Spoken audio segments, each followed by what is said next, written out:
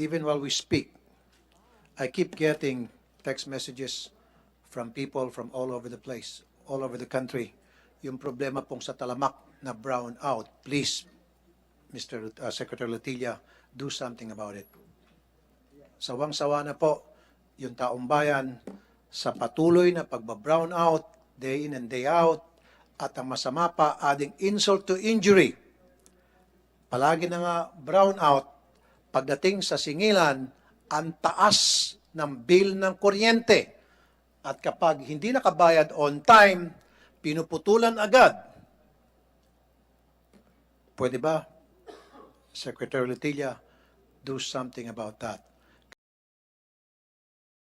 Marami pang time na pwede tayong magkaroon pa ng mga second and third hearing. But before I suspend this hearing, I only have two questions to ask the Secretary of Energy.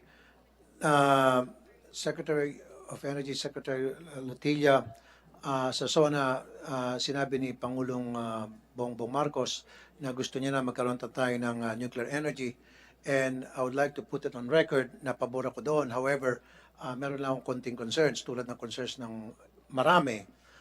Number one, kung magkakaroon tayo ng nuclear energy, anong guarantee na mabibigay po ninyo ng mga ahensya ng gobyerno sa energy na magkakaroon ng mga safety measures na hindi po magkaroon ng disposal leak, yung leakage, yung kasi yung pinaka-concern, yung proper disposal ng waste sa nuclear energy.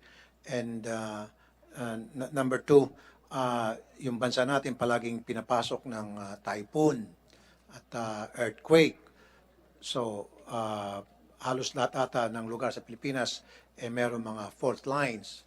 So, ano po yung mga measures ang gagawin po ninyo na kapag halimbawa sinunod na natin yung pagpunta natin patungo sa nuclear energy, na magkakaroon po tayo ng mga safety measures na hindi ho tayo magkaroon ng disaster tulad nangyari sa ibang bansa like Japan. Thank you, Chair. Those are very important considerations, and I am sure our people share the same sentiment.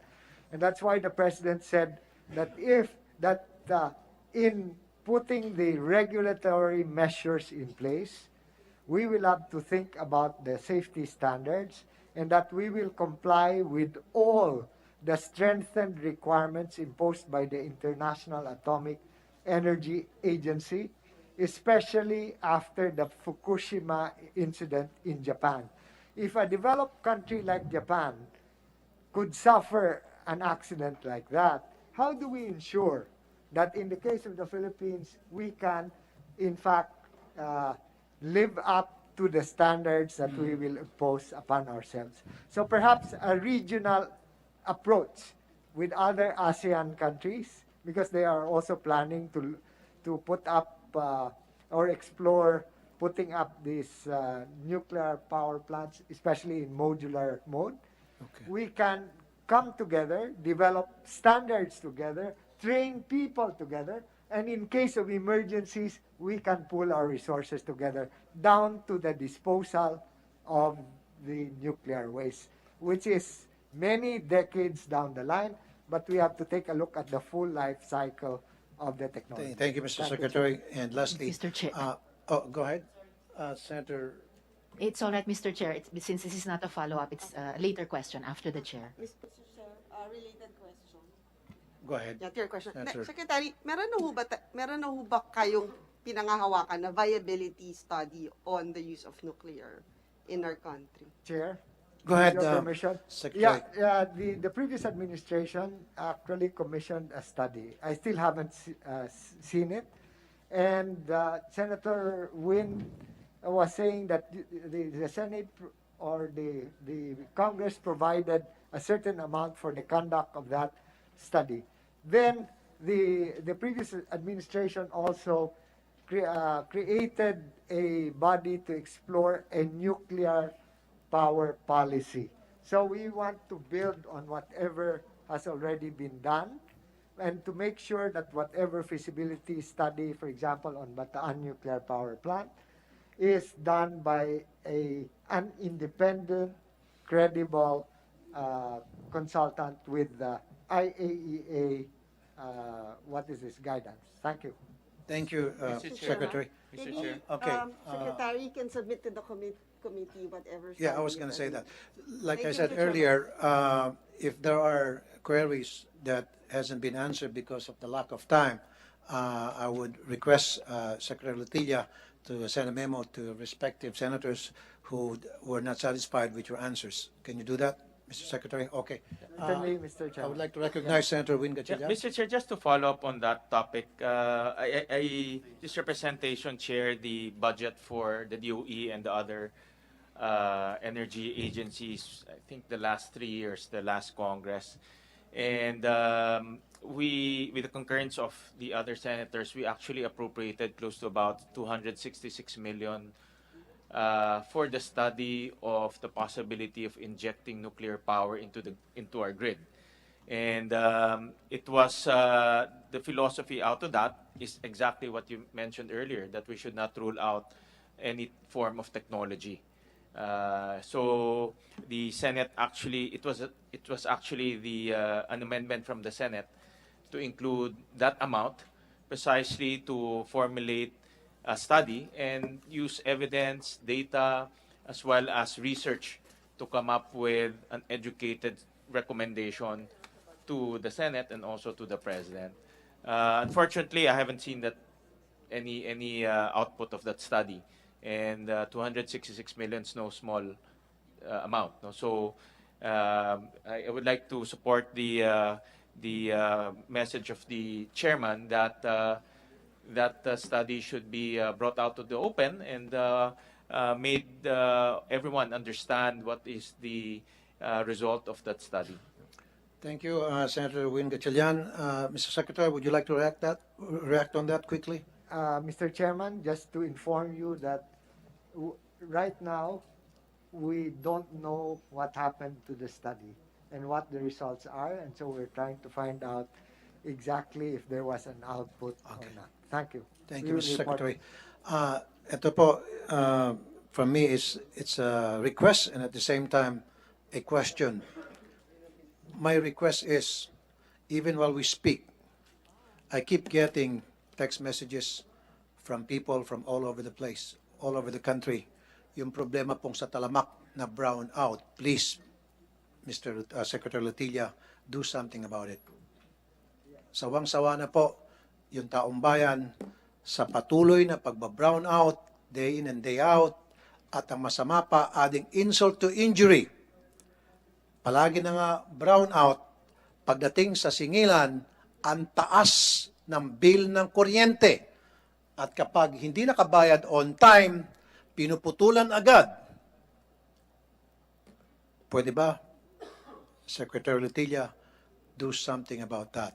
Kasi marami sa mga nagreklamo sa akin, mga maliliit na negosyante, nasisira yung kanilang mga appliances, patay-sindi, yung kanilang mga mag-aaral, hindi na nakapag-aral mabuti, dahil nga po brown out palagi.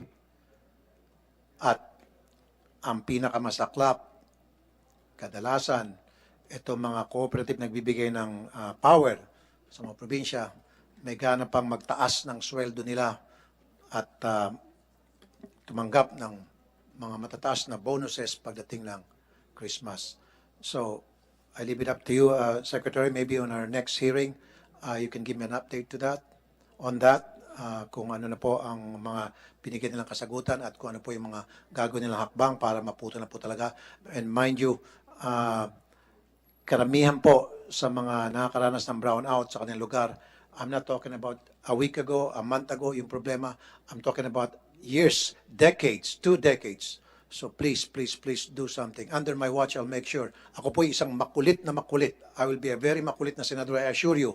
Hanggat hindi po na-accomplish at hindi po nasusunod yung kagusto ng taong bayan, makakarinig po kayo sa akin. And there are times, ngayon pa lamang, I would like to apologize to some of you dahil kapag nakita ko po na dihado pa rin ang taong bayan despite the fact na nakiusap tayo sa santong dasalan, magiging santong paspasan na po ang susunod nating hearing.